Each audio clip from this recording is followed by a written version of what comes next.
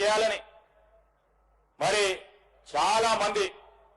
భక్తులు కోరుతా ఉన్న సందర్భంలో ఈ సరస్వతి పుష్కరాల సందర్భంలో ఒక నూతన మరి శతకాన్ని మొదలుపెట్టే ప్రయత్నం చేస్తా ఉన్నాం. దాంట్లో భాగంగానే మరి ఈరోజు సరస్వతి పుష్కరాలకు సంబంధించి మీరు నిధులు కేటాయింపు చేసిన తర్వాత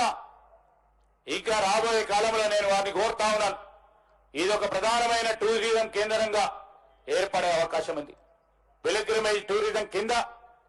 మీరు ఈ కాళేశ్వరం ప్రాంతాన్ని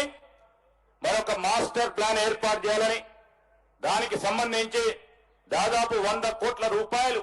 ఈ మాస్టర్ ప్లాన్ ఏర్పాటు చేసుకొని రాబోయే గోదావరి పుష్కరాల సందర్భంలో మరి దేశంలోనే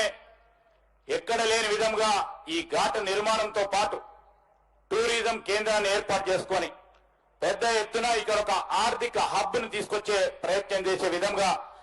మరి మీరు సహకరించాలని, నిధులు కేటాయింపు చేయాలని గౌరవ ముఖ్యమంత్రి